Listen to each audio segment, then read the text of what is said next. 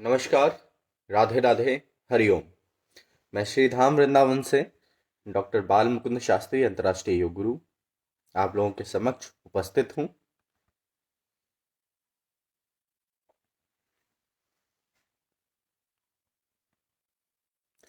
क्या आप लोगों को मेरी आवाज़ आ रही है?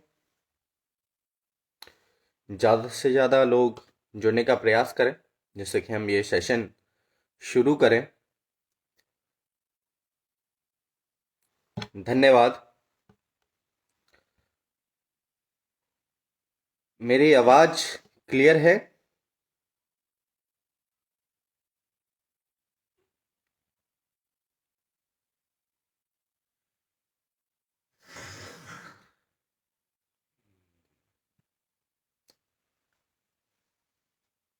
धन्यवाद। तो बहुत बहुत धन्यवाद आप सभी का जुड़ने के लिए।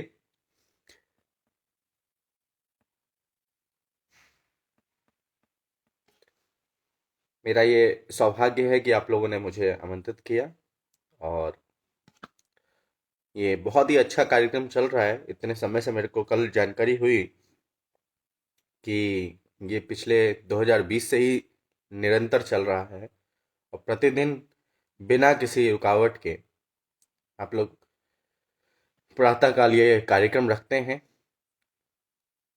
तो मेरी ओर से बहुत बहुत शुभकामनाएं आप सभी को। और जिस विषय के लिए मैं आया हूँ, मेरा विषय है दिनचर्या एवं योग। तो दिनचर्या या फिर लाइफ स्टाइल हम लोग बोल सकते हैं, जीवनचर्या हम लोग बोल सकते हैं। आज के समय में सबसे ज़्यादा जो बीमारियां हो रही हैं, सबसे ज़्यादा जो इम्यूनिटी कम हो रही है, जितनी भी दिक्कतें हो रही हैं, सब लाइफ स्टाइल की वजह से। खान पान, रहन सहन। हम लोगों के प्राकृतिक चिकित्सा में, मैं एक प्राकृतिक चिकित्सक भी हूँ और योग गुरु भी हूँ, तो मैं दोनों चीज़ों को मिला करके बात करूँगा यहाँ। तो हम लोगों की प्राकृतिक चिकित्सा में एवं आयुर्वेद में बताया गया है ऋतुचर्या, दिनचर्या, रात्रिचर्या। ये तीन प्रकार की चर्याएं बताई गई हैं कि किस प्रकार से हम दिन में रहें। जीवन जो पूरे दिन का हमारा स्केड्यूल है वो क्या होना चाहिए। इसी प्रकार ऋतुओं में किस प्रकार से होना चाहिए। इसी प्रकार रात्रि में हमें किस प्रकार से अपने आप को ढालना चाहिए। तो ये तीनों चीज़ों को अगर हम लोग पालन करते हैं तो हम एक स्वस्थ जीवन की ओर अग्रसर होते हैं। परंतु आज के समय में जब भाग दौड़ भरी जिंदगी है, मोबाइल हाथ में है, तो ये थोड़ा सा कहना मुश्किल होगा और करना भी मुश्किल होगा। तो इसके लिए क्या है कि हमें कुछ विशेष चीज़ें ध्यान में रखें तो हमें बहुत लाभ मिलेगा। अब पहले तो मैं आप लोगों को बताना चाहूँगा कि दिक्कतें क्या क्या हो रही हैं और कहाँ से शुरुआत हो रही हैं। तो दिक्कतें हमारी लाइफ में जो आज के समय में हो रही हैं, वह सबसे बड़ी चीज़ है स्ट्रेस। स्ट्रेस कैसे हुआ? आपने पहले पढ़ाई की समस्या रही, पढ़ाई की टेंशन रही। आज के समय में आप देखिए, हमारा जो पढ़ाई, हमारे जो शिक्षा का जो तरीका है आज के समय में, वो छोटे छोटे बच्चों को बहुत सारी बुक्स लाद दी जाती हैं। इकट्ठी इतना सारा बोझ ढो करके वो बेचारे स्कूल जाते हैं, स्कूल में पूरा दिन बिताते हैं, उसके बाद वहाँ से आकर के उनको होमवर्क दे दिया जाता है। तो अब जितना भी फ्री टाइम मिलता है वो थोड़ा लेट मिलता है, जिस वक्त हम लोग बच्चों को बाहर भेजना नहीं पसंद करते और माँ बाप भी इसी प्रकार से अपने अपनी दुनिया में मस्त व्यस्त होते हैं। तो होता क्या है कि जब हम बच्चों पे इस तरीके से ध्यान नहीं दे पाते हैं, बच्चों का स्वर्णिम विकास नहीं हो पाता है। जैसे कि हम लोग बाहर पहले के ज़माने में बाहर बच्चे खेलते थे, आज के समय में ऐसा कुछ नहीं होता है। आज के समय में सबसे ज़्यादा मोबाइल, मोबाइल पे ही सारे गेम आ गए हैं और सारे गेम को मोबाइल पे ही देखा जाता है, खेला जाता है। जिसके कारण से क्या हुआ कि एक जगह स्थिर रह गया बच्चा, बच्चे का शारीरिक विकास नहीं हो पाया। यहाँ से उसका स्ट्रेस का जो दौर दौर था वो शुरुआत हो गया। अब वो जिंदगी भर यहीं से स्ट्रेस लेना शुरू करेगा। अब उसे एक आदत लग गई कि फ़ोन में ही सारा काम करना है। वो सब चीज़ें फ़ोन में करेगा। सुबह से उठेगा तो रात तक वो फ़ोन में ही लगेगा। और सबसे बड़ी बात, आज के समय में जब लॉकडाउन है तो मोबाइल पे ही सारी चीज़ें होती हैं। अब धीरे धीरे आगे बढ़े, बच्चा बढ़ा, उसने जॉब का सोचा तो फिर वो किसी कंपनी में लगने के बाद पूरे दिन लैपटॉप पे या फ़ोन पे लगा रहा। एक जगह बॉड रहने से और एक चीज में ध्यान लगाने से, एक ही चीज में बिना किसी मूवमेंट के, बिना किसी चाल ढाल के अगर हम लोग एक ही चीज में लगे रहते हैं तो हमारी जो हड्डियां हैं वो संकुचित हो जाती हैं, कॉन्ट्रैक्ट होने लग जाती हैं। हड्डियां अगर कॉन्ट्रैक्ट होंगी तो उनके बीच में जो नसें आ रही हैं, नर्व्स आ रही हैं, वो दबेंगी और वहीं से हमें सियाटिका जैसी समस्याएं देखने के लिए मिलती हैं सबसे ज़्यादा। हमें स्ट्रेस जैसी समस्याएं, सर्वाइकल जैसी समस्याएं, लंबा स्पॉन्डलाइसिस, स्पॉन्डलोसिस, स्पॉन्डलाइटिस जैसी समस्याएं हमें देखने के लिए मिलती हैं। फिर जब ये सब थोड़ा सा शांत हुआ, अगर हम इससे बच गए तो थोड़ा और आगे बढ़ते ही हमें डायबिटीज़ और हाई ब्लड प्रेशर, हाइपरटेंशन जैसी समस्याएं घेर लेती हैं। ये सभी चीज़ें स्ट्रेस की वजह से हो रही हैं और हमारे जीवनचर्या ठीक से ना होने की वजह से। हम लोग सुबह सुबह जल्दी उठे, जल्दी का मतलब आज के समय में 10 बजे से पूर्व नहीं होता है, तो जल्दी जल्दी उठे क्योंकि ऑफिस जाना होता है। जल्दी जल्दी उठे, तैयार हुए और चल दिए ऑफिस को। न खाने का कोई सिस्टम, जल्दी जल्दी भोजन किया। हम लोगों को पहले कहावत था कि 32 बार हम लोग चबाएंगे उसके बाद खाएंगे। 32 दांत हैं तो बच्चे 32 बार चबाएंगे, उसके बाद खाएंगे, उसके बाद उसको अंदर लेंगे। तो आज के समय में इन सब चीज़ों का कोई पालन कर नहीं रहा है, जिसकी वजह से सारी समस्याएं हो रही हैं। तो अब क्या है कि यहाँ से हमारी चीज़ें, सारी बीमारियां लाइफस्टाइल डिसऑर्डर बनने लग जाती हैं। तो अब हमें करना ये है कि अपनी कुछ मूलभूत सिद्धांत मैं आप लोगों को बताऊंगा कि आरोग्य रक्षा पंचतंत्र, 5 तरीके की अगर आप अपने जीवन में एक सिद्धांत रखते हैं, मूलभूत सिद्धांत अपनाते हैं, तो आप स्वस्थ जीवन की ओर अग्रसर हो सकते हैं। बिना किसी बीमारी के आप अपना स्वस्थ जीवन अपना सकते हैं। और ये भाग दौड़ भरी जिंदगी में भी हो सकता है, इतना दिक्कत इसमें, इतना टेंशन वाली बात नहीं है। आप देखिए, जैसे कि हमने आरोग्य रक्षा पंचतंत्र का फॉलो किया तो सबसे पहले क्या होगा कि हमने सुबह उठते ही 8 से 10 ग्लास पानी पीने का प्रयास किया। जितना ज़्यादा से ज़्यादा पानी पिएंगे हम, उतना ही हमारे स्वास्थ्य के लिए अच्छा रहेगा। जल जो है वो डिटॉक्स करता है। सभी ग्रंथों में, सभी हिंदुओं के ग्रंथों में ये लिखा हुआ है कि जितनी शरीर की शुद्धता जल से होती है। तो अगर हम लोग पानी ज़्यादा पिएंगे तो शरीर स्वस्थ रहेगा, शुद्ध रहेगा। एक्सक्रेशन प्रॉपर होगा, यानी कि निकासी अच्छे से होगी, मल शरीर से बाहर ठीक से जाएगा। इसके अलावा 70% जो हमारे शरीर का हिस्सा है वो जल है।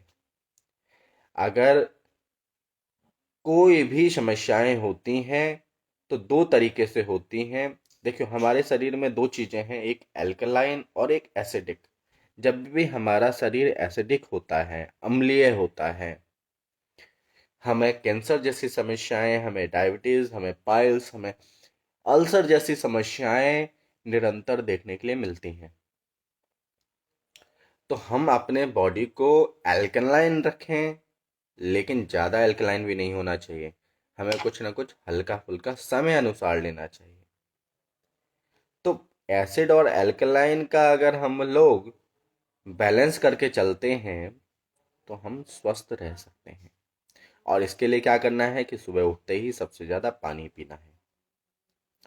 पानी पीने के बाद हम लोगों ने इसमें बताया गया है कि 8 to 10 ग्लास ऑफ वाटर। फिर उसके बाद बताया गया है एक्सरसाइज एटलीस्ट 1 आवर डेली। कम से कम 1 घंटा या जितना भी समय मिलता है आपके पास उतना एक्सरसाइज जरूर करें, योग आसन जरूर करें, योग अभ्यास इत्यादि अवश्य करें। अब इसके बाद ईट ट्वाइस अ डे। हम लोग क्या करते हैं, कंप्यूटर पर बैठे रहते हैं और चिप्स वगैरह, स्नैक्स वगैरह धीरे धीरे अपने मुंह में जा रहा है। तो क्या हुआ, दो जगह माइंड डाइवर्ट हो गया और वहीं सारी परेशानियां हो गई। और उसमें हमें ये नहीं पता चला कि हमने कितना खाया कितना नहीं खाया। और मोटापा जैसी समस्याएं, डायबिटीज जैसी समस्याएं वहां से उत्पन्न होने लगी। तो अब क्या करना है कि हमें ईट ट्वाइस अ डे, यानी कि दिन में 2 बार ही भोजन करने का प्रयास करना है। अगर आप 2 बार भोजन करने में सक्षम नहीं हैं तो ये बांध लें, अपना रूटीन बांधें कि हर 2 घंटे में मोनो डाइट लेना है, यानी कि एक कटोरी, छोटी कटोरी से एक कटोरी हमने कुछ भी हल्का ले लिया। तो उससे क्या है कि डाइजेशन भी प्रॉपर रहेगा और पूरा टाइम मिलेगा। जब हम 2 बार दिन में भोजन करते हैं तो पूरे 4-4 घंटे का गैप मिलता है। पूरा पाचन अच्छे से होता है, डाइजेशन अच्छे से होता है, न्यूट्रिशन हमें प्रॉपरली पहुंचते हैं, पूरे शरीर को पोषक तत्व अच्छे से पहुंचते हैं। तो कुल मिला के ये है कि भोजन अगर हम लोग 2 बार करें तो उत्तम है, वरना मोनो डाइट लें, यानी कि एक कटोरी को हर 2 घंटे पे लें, उससे ज़्यादा ना लें। हमारे स्टोमक, हमारा जो पेट है, जहाँ सबसे पहले भोजन पहुँचता है ईसोफेगस के बाद, तो वहाँ 1 से 1.5 लीटर तक भोजन इकट्ठा करने की कैपेसिटी है, उससे ज़्यादा नहीं है। लेकिन हाँ, अगर आप उससे ज़्यादा भोजन करते हैं तो वो एक्सटेंड हो जाता है, वो बढ़ जाता है, वो ढीला पड़ने लग जाता है। तो अपने आप को उसी प्रकार बनाएं, जितनी आवश्यकता है शरीर को उतना ही दें। ओवर होने से वो फिर आपके ग्रंथियों पे लोड पड़ता है, आपके जो सिस्टम है, आपके जो तंत्र हैं शरीर के, उनमें प्रभाव पड़ता है। और जो ग्रंथियां हैं, जो सिस्टम है, वो धीरे धीरे काम करना बंद कर देती हैं और सारी बीमारियां उत्पन्न होने लग जाती हैं। तो इसलिए खान पान पे विशेष ध्यान रखें। इसके अलावा खान पीन के बाद चौथा चीज है कि pray twice a day. Pray twice a day यानी कि दिन में 2 बार कम से कम प्रार्थना अवश्य करें, ध्यान अवश्य लगाएं, अथवा जो भी आपका धर्मानुसार कहा गया है उसका पालन करें। तो सुबह शाम करने से क्या होगा कि प्रातः हमने दिन की शुरुआत की, आगे बहुत सब चीज़ें हमें झेलनी होंगी, बहुत सारी चीज़ें हमें अपने ऊपर लेना होगा, जिम्मेदारियां लेनी होंगी। तो पूरे दिन के लिए हम लोग रेडी हो जाते हैं। तो इसलिए हम लोगों ने क्या किया कि सुबह सुबह उठ करके प्रार्थना किया, मन को शांत किया, अपने आप को रेडी किया। परंतु शाम को आने के बाद जब हम थके हुए होते हैं, बहुत ज़्यादा स्ट्रेस होता है, तो अपने आप को रिलैक्स करने के लिए, अपने आप को मानसिक तौर पे शांत करने के लिए प्रार्थना, ध्यान इत्यादि अवश्य करें। उससे क्या होगा कि जितनी भी स्ट्रेस वगैरह हमने ली हैं वो सब धीरे धीरे दूर भाग जाएंगी। हरिओम सुरेश जी, आप सभी को बहुत बहुत स्वागत। तो कुल मिला के ये है अब इसके बाद जो पांचवा चीज है वो ये है कि हमारा जो डाइजेस्टिव ट्रैक है वो 24/7 वर्क करता है, यानी कि सातों दिन 24 घंटे कुछ ना कुछ कर रहा होता है। तो उसको रेस्ट तो चाहिए। तो हमने क्या किया, फार्मों को हम लोग अगर करते हैं तो हम स्वस्थ रह सकते हैं। ये 5 मूलभूत सिद्धांत हैं जीवन को स्वस्थ रूप से जीने के। अब इसके बाद तो अपने स्पाइनल कोड का, गर्दन का, कमर का मूवमेंट अवश्य दें।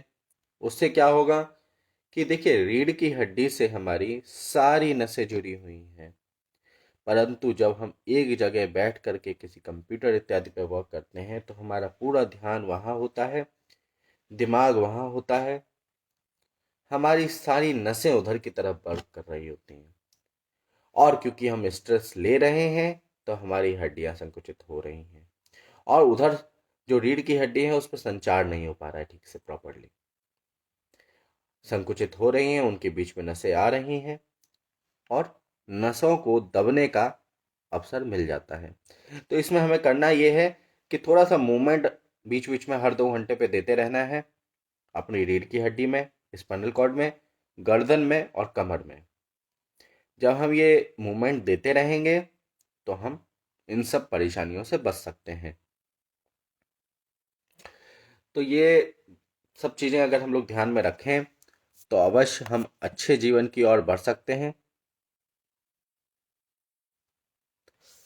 स्वस्थ जीवन की ओर बढ़ सकते हैं।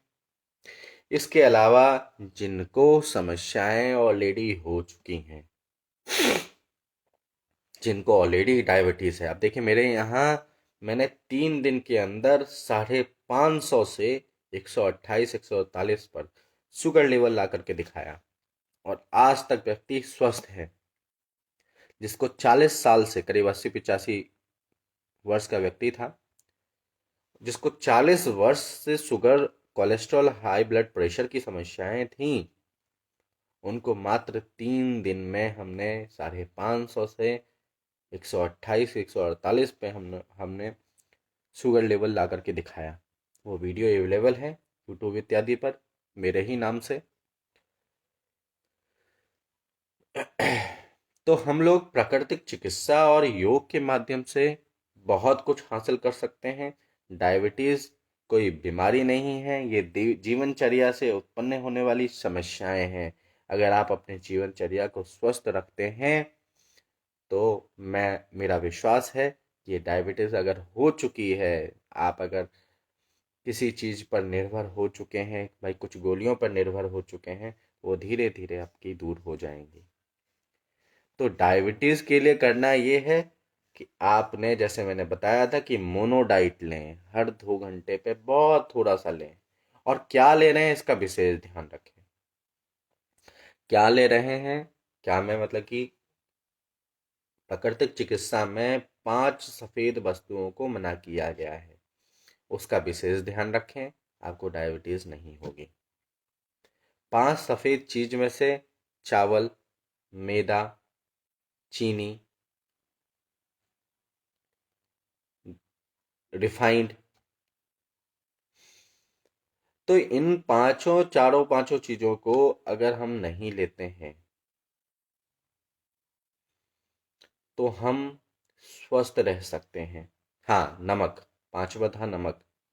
नमक, चीनी, मैदा, चावल और रिफाइंड, ये 5 सफेद चीजों का अगर हम लोग निषेध करते हैं तो हम लोग स्वस्थ जीवन जी सकते हैं। हमें डायबिटीज कहीं दूर दूर तक नहीं होगा। डायबिटीज होता ही इसीलिए है कि आपने स्ट्रेस लिया, और साथ में जो भोजन था आपका वो पौष्टिक नहीं था, वो अच्छा नहीं था। आज सब लोग फास्ट फूड की ओर भाग रहे हैं, जो कि तुरंत मिले, प्रोसेस्ड मिले, रेडीमेड मिले। तो उसमें प्रिजर्वेटिव की मात्रा ज़्यादा होती है, जो जो जो पैकेट वाले फूड होते हैं, प्रोसेस्ड फूड होते हैं, उसमें प्रिजर्वेटिव ज़्यादा होती हैं जो हमारे शरीर के लिए अधिकतर हानि पहुंचाते हैं। तो इन 5 चीज़ों का अगर हम लोग निषेध करें तो हम लोग स्वस्थ रह सकते हैं, डायबिटीज से भी मुक्त रह सकते हैं, और ब्लड प्रेशर से भी मुक्त रह सकते हैं, और कॉन्स्टिपेशन से भी मुक्त रह सकते हैं। ये तो हो गया डायबिटीज जैसी समस्याओं का। अब हाई ब्लड प्रेशर, जो आमतौर पर हाई ब्लड प्रेशर देखा गया है, हाई ब्लड प्रेशर जो है ऐसी समस्याएं, ये 2 बीमारियां, देखिए डायबिटीज और हाई ब्लड प्रेशर और कोलेस्ट्रॉल, ये 3 चीजें तो ऐसी हैं कि जिंदगी भर आपको सताने वाली हैं। मरते दम तक जो है गोलियां हम लोग लेते हैं। तो इसके लिए करना ये है कि हाई ब्लड प्रेशर, ज़्यादातर मैंने देखा है, कम से कम 100 से 150 रिसर्च पेपर हैं इसके ऊपर, कि हाई ब्लड प्रेशर जो हो रही है स्ट्रेस और साथ में कॉन्स्टिपेशन की वजह से, पेट खराब होने की वजह से। तो अपने डाइजेस्टिव सिस्टम को स्वस्थ रखें, पेट को स्वस्थ रखें। पेट अगर स्वस्थ रहेगा तो डेफिनेटली हाइपरटेंशन जैसी समस्याएं नहीं होंगी। एक तो ये पेट का हो गया, दूसरा हो गया कोलेस्ट्रॉल। कोलेस्ट्रॉल अगर होगा आपके शरीर में तो भी हाई ब्लड प्रेशर जैसी समस्याएं होंगी। अब कोलेस्ट्रॉल होगा कैसे? आपने इन 5 चीजों को खूब जम करके खाया, नमक खाया आपने, खूब चीनी खाई आपने, बढ़िया बढ़िया पकवान, उसके बाद आपने रिफाइंड भी खाया, हर जगह फास्ट फूड रिफाइंड में बना, उसके बाद आपने नमक भी खूब खाया। नमक, अब आप कहेंगे कि भाई नमक ना खाएं तो क्या खाएं? नमक मत खाओ, सेंधा नमक खाओ, काला नमक खाओ। आप कहेंगे चीनी मत खाओ, तो चीनी की जगह पे आप गुड़ का सेवन करें, शक्कर का सेवन करें, और अगर ये भी नहीं करना चाहते हैं तो मिश्री का सेवन करें। जो जितना, देखिए, जो छोटी वाली चीनी आती है वो रिफाइंड होकर के आती है, छन के आती है बिल्कुल। मैदा आता है, ये सब वेस्ट प्रोडक्ट है। तो इसलिए हम लोग रिफाइंड, मैदा, चीनी, इन सब का निषेध करेंगे और अपने आप को स्वस्थ रखेंगे।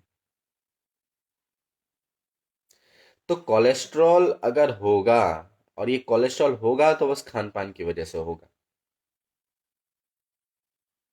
अब ये खान पान, ये सब चीजें तो हो गई। अब देखिए, डायबिटीज मान के चलिए, ये भी एक लाइफ स्टाइल डिसऑर्डर है। तो डायबिटीज हुआ क्यों, ये तो हमने जान लिया, लेकिन डायबिटीज में कहाँ गड़बड़ी हुई, किस अंग पे गड़बड़ी हुई जो शुगर लेवल इतना बढ़ गया, इंसुलिन कम हो गया? हमारे पेट के पीछे, ये जो पसलियां हैं उसके जस्ट नीचे, पेट के पीछे पैनक्रियास नामक एक ग्रंथि है।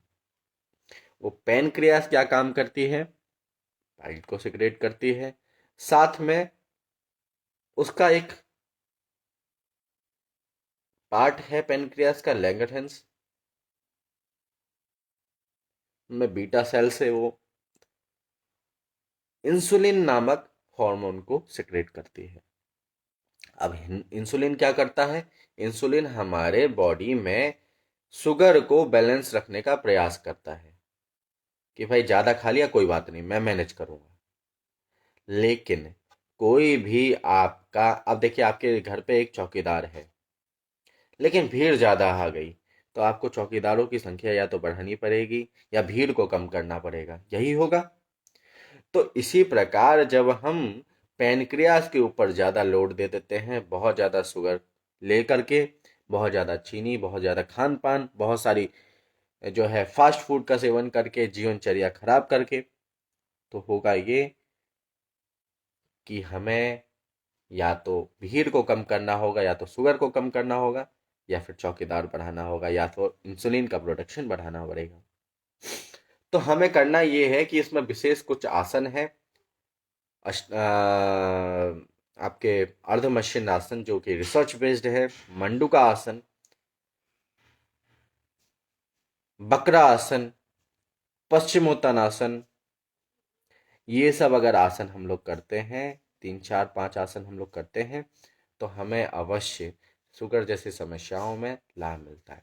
अगर नहीं कुछ करेंगे, आप मान के चलिए कोई बहुत ही वृद्ध व्यक्ति है, तो ज़्यादा कुछ नहीं करना है, बस यहाँ पे थोड़ा सा प्रेस करना है और काउंट करना है, जोर से दबा करके दोनों हाथों से काउंट करना है, कम से कम 50 बार, 60 बार, 60 से 120 बार, 120 से कम 300 बार तक काउंट करने का प्रयास करना है। लेकिन धीरे धीरे पहले आप 120 तक ले जाएं। 300 बार, 350 बार मैं इसलिए कह रहा हूँ कि कम से कम 5 मिनट, 6 मिनट, 10 मिनट तक रोकने का प्रयास करेंगे, तो आप देखेंगे तुरंत इसमें रिजल्ट मिल रहा है, तुरंत जो है शुगर लेवल ड्रॉप हो रहा है। तो ये सब चीज़ें अगर हम लोग ध्यान रखें तो हमें अवश्य लाभ मिलेगा। हाई ब्लड प्रेशर के लिए कोलेस्ट्रॉल को ठीक रखें, और साथ में पेट को अवश्य साफ रखें, तो आपको हाई ब्लड प्रेशर जैसी समस्याएं नहीं होंगी। अब पेट को साफ रखने के लिए जल का सेवन अधिक करेंगे, परंतु जल का सेवन भोजन के कम से कम 1 घंटे बाद, आधे से 1 घंटे बाद करेंगे, पूरा टाइम देंगे उसके बाद करेंगे। इसके अलावा पूरे दिन में ज़्यादा से ज़्यादा पानी का सेवन करेंगे। अभी ठंड का समय है, हम लोग हर तरीके का सामान खा रहे हैं, तो गर्म पानी का अवश्य सेवन करेंगे। गर्म पानी बहुत लाभदायक है कोलेस्ट्रॉल को कम करने में। साथ ही कपाल, अगर आपको हाई ब्लड प्रेशर नहीं है, बस कोलेस्ट्रॉल बढ़ा है, तो कपालभाति, सर्वांग आसन, वस्त्रिका प्राणायाम, उसके अलावा पश्चिमोत्तानासन, पाद हस्तासन, हलासन, उत्तान पादासन इत्यादि हम लोग कर सकते हैं। तो ये सब जो चीज़ें हैं, ये सब आसन जो हैं, ये सब हमें कोलेस्ट्रॉल में लाभ देंगे।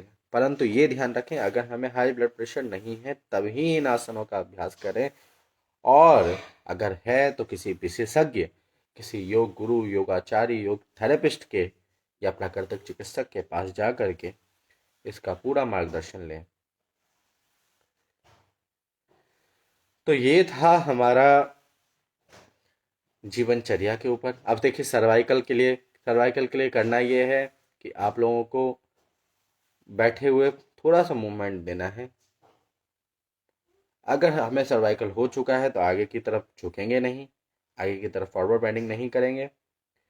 अगर नहीं है तो हम लोग पूरा रोटेट करेंगे बैठे बैठे, जहाँ भी बैठे हैं हम थोड़ा सा मूवमेंट दे दें, थोड़ा सा कमर को मूवमेंट दे दें, तो उससे क्या होगा कि थोड़ा पूरे जो रीढ़ की हड्डी है उसमें लचक रहेगी, सॉफ्ट रहेगा, एक्टिव रहेगा, सबसे बड़ी बात। अब इसके बाद सर्वाइकल अगर हो गया है तो भुजंगासन का, मरकट आसन का, मकरा आसन का,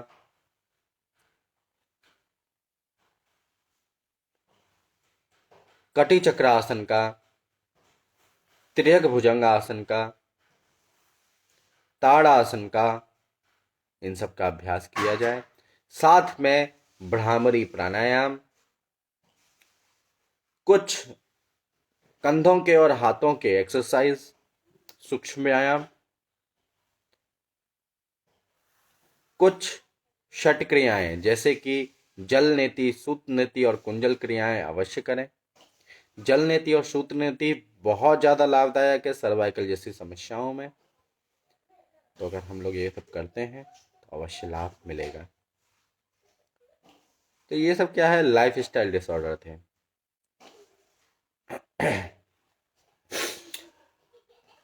अब किसी का कोई प्रश्न हो तो अवश्य पूछिए।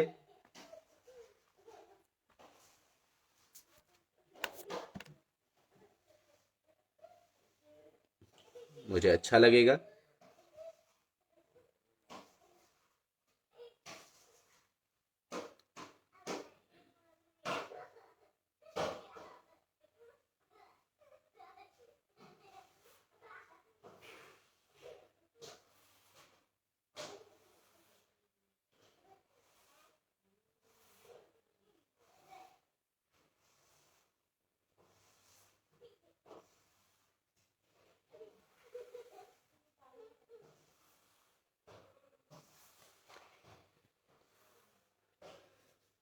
अगर किसी का कोई प्रश्न हो तो पूछिए, वरना मैं अब विदा लेता हूँ। बहुत बहुत धन्यवाद आप लोगों का मेरे साथ जुड़ने के लिए।